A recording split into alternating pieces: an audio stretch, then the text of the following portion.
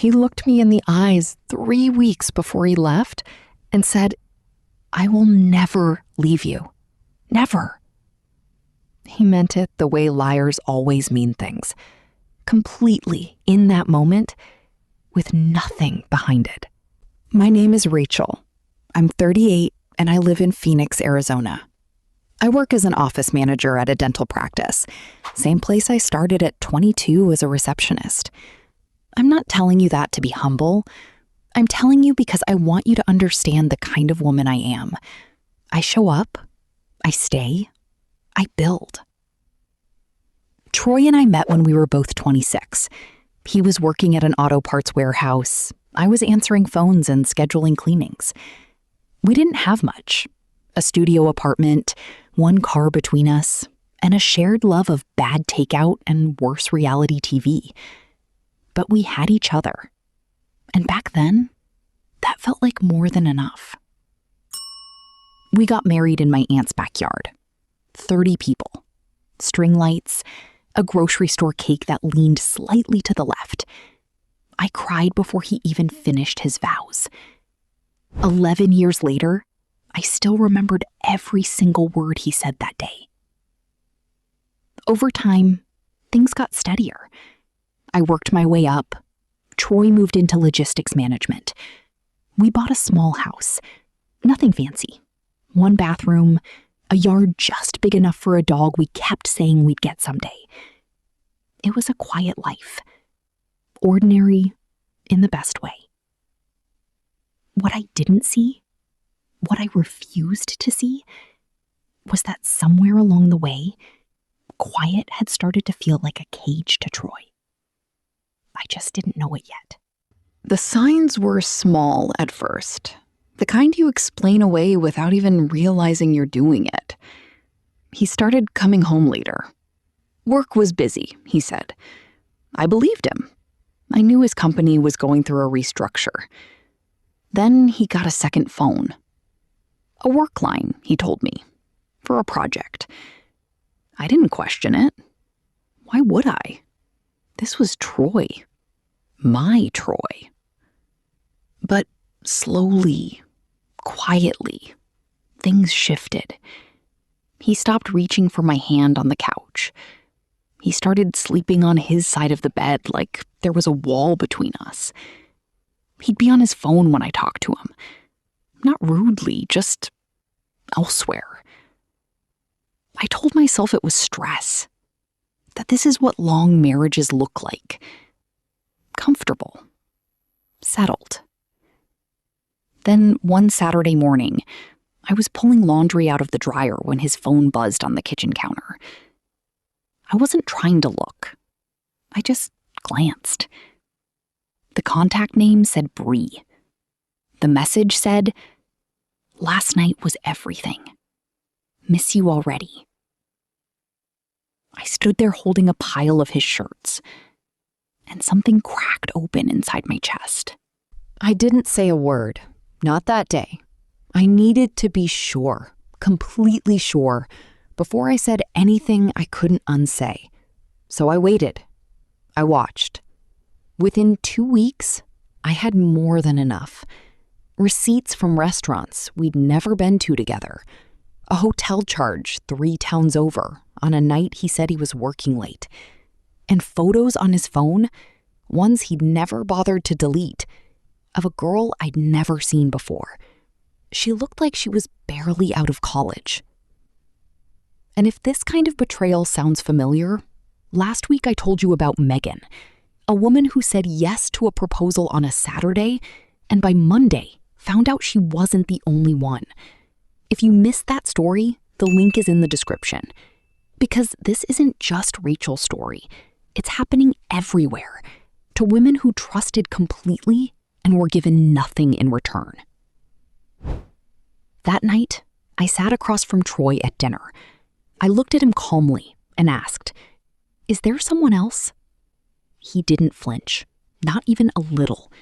He reached across the table, took my hand, and said, "Rachel, don't do this to yourself. There's no one. I would never leave you. You know that." And I nodded. because I still wanted it not to be true. 2 weeks after that dinner, I came home from work on a Tuesday to find his side of the closet half empty. His suits, his shoes, his overnight bag, the cologne he'd kept on our nightstand for 7 years, gone. No note, no call, no text. Just a house that suddenly felt 3 sizes too big. I called him. He picked up on the 3rd ring. I asked him where he was.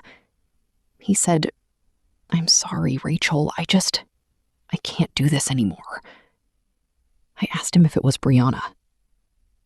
Silence. That silence was the loudest answer I've ever received. I asked him how old she was. He said, "Please don't." I said, "Tell me." He said, 20. I hung up the phone, sat down on the kitchen floor, and I cried in a way I haven't cried since my mother passed. Not because I lost Troy, but because I had given 11 years, my whole adult life, to a man who was capable of this. And I never once saw it coming. But here's where it gets worse. 3 days later, my best friend from college, a woman named Dana, called me. She was already crying when I picked up. She said she had to tell me something, that she'd been carrying it for over a year and couldn't anymore. Dana and Troy had been involved. Briefly, she said, over a year ago, before Brianna, before any of this. I didn't speak for a long time. Then I said, "Why are you telling me now?" She said, "Because you deserve to know the whole truth." I hung up, and I sat with that, because it wasn't just a husband who had betrayed me. It was my best friend, too. The 2 people I trusted most in this world. Both gone. I won't pretend the weeks that followed were easy. They weren't. There were mornings I sat in my car in the driveway for 20 minutes before I could make myself go inside. Evenings I ate cereal standing over the sink because setting the table for one felt like too much. But something shifted in me. Slowly, quietly. The same way things had gone wrong, things started going right again. One small decision at a time. I stopped waiting for Troy to explain himself. Stopped checking his social media at midnight. Stopped hoping Dana would call with something that would make it hurt less. I filed for divorce, got a lawyer, kept the house, took my name back. About 8 months later, a mutual friend reached out. She told me that Brianna had ended things with Troy, that he'd tried reaching out to Dana, who had blocked him on everything. That Troy was now renting a studio apartment across town, calling his mother on weekends. And then she told me he'd asked her, quietly, almost ashamed, whether she thought I would ever take him back. I thought about that for a moment. This man who looked me in the eyes and lied, who packed a bag and disappeared without a single word, who chose a 20-year-old over 11 years of a real life and lost her anyway. I sent him one message. It said, "I hope you find what you were looking for. Don't contact me again." I didn't feel angry when I sent it. I didn't feel sad. I felt free. And that quiet, steady freedom, the kind that settles in your chest when you finally stop carrying someone who was never worth the wait, that was something no one could ever take from me again. Next time on Wounded Truth, she worked 2 jobs all through high school, kept a 3.8 GPA, did everything right.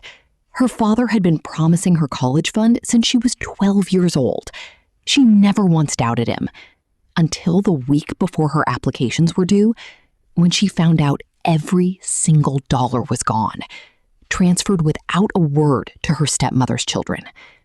That story is coming, and I promise you, the ending will stay with you.